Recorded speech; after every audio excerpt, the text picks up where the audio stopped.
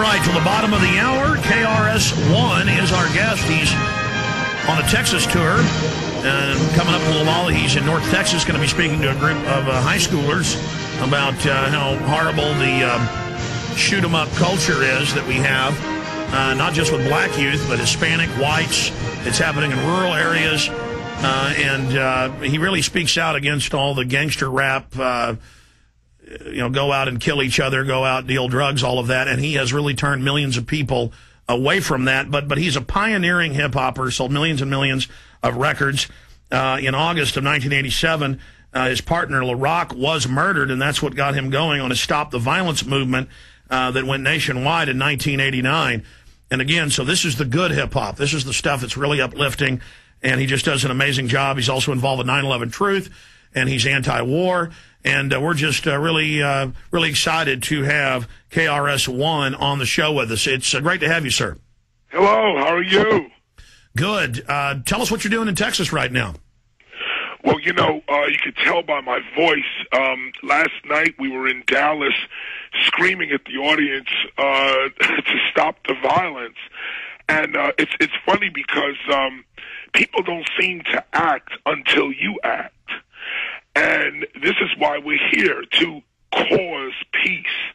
So, we did a community college yesterday where we discussed violence and discussed the role of violence in society, meaning that nature, we discussed at the college that nature is violent, and really violence is sort of like morality, that it is very selective when it comes to your society.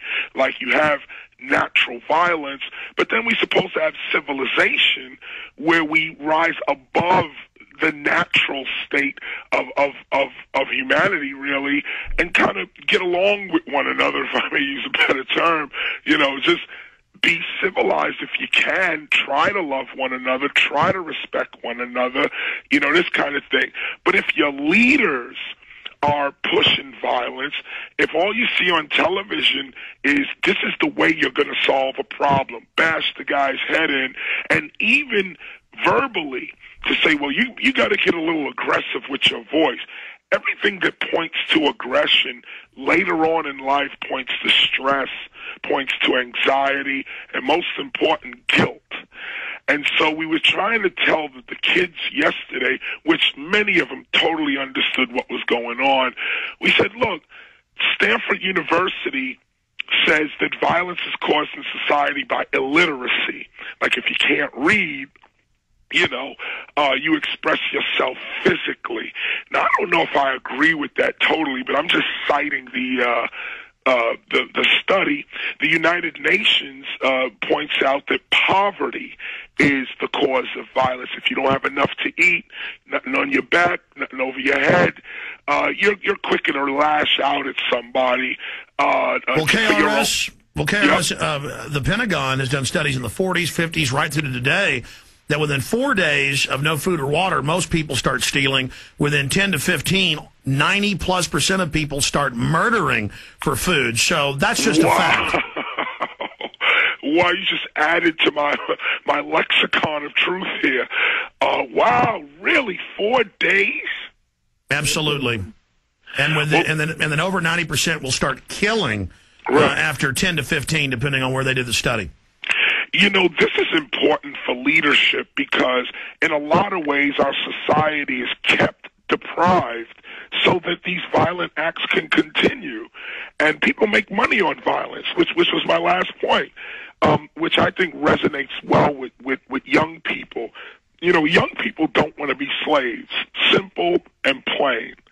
And when you point out that, if you can't control yourself or at least find another way to resolve conflict, you're playing into that game, that prison industrial complex. Man, you've discovered the same thing that I've discovered, but you articulate it simpler and in a better, succinct way than I do. That I found that if you tell young people, don't go out and fight, don't go out and do drugs, don't go, that's for older people or you'll get in trouble, they'll still go do it. But if you explain to them that this is a system and that the system wants them to get in trouble and wants to get them in the system and that they win by being professional, by doing well in life, as the French say, best revenge is living well, that they win, then, I mean, that's one of the things I like about the black Muslim movement. I have some criticisms as well, but I mean, overall, they have that message, and it has really been successful for a lot of folks. Yeah. Yeah, and the point is that our children are not stupid. Our young people are not stupid. If you explain that this is all part of a plan to keep you subordinate to commercial interests, your little act of violence is a ticket for you to now become part of the problem, really, yes. On a social level. Well, it's what you said. It's what you said. I mean, it's the new slavery. They want to institutionalize you, get you on welfare, get you in prison, get you in the psychiatric system, get you in debt. Yeah, get you in debt, more importantly, by telling you, well, not even by telling you, but, well, wow, you just pointed out interesting.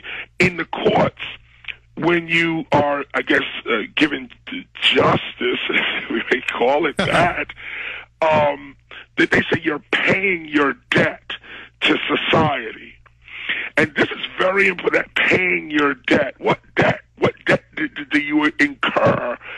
What did you get for free, that you now have to pay for? What did you, invest in to cause you now to have debt? And the issue is that once you explain that to our children and you say, you are being suckered, they rise right up and say, oh, hey, now I get it. Yes. Peace is a revolutionary strategy as opposed to something to attain. Man, that's beautiful. And they also sell being warlike and getting in fights in the media, but then they put you in jail when you do it as strength. But it takes more strength to learn to control yourself and not be fooled. Right. And this is what Dr. King taught. A restraint, self-restraint in the face of injustice. If you join in on the injustice, you weaken your argument, you weaken yourself. But if you can stand up to it and show the hypocrisy by being the victim of injustice, if you can withstand it, if you have the strength, the courage to withstand it, it always shows itself to be hypocritical. And no matter how powerful the opposition would be, they fall. They fall, as we've just seen Bush fly away. Wow. Shifting gears, and limited time we have with you. I can't wait till next time you're in Texas. You can come in.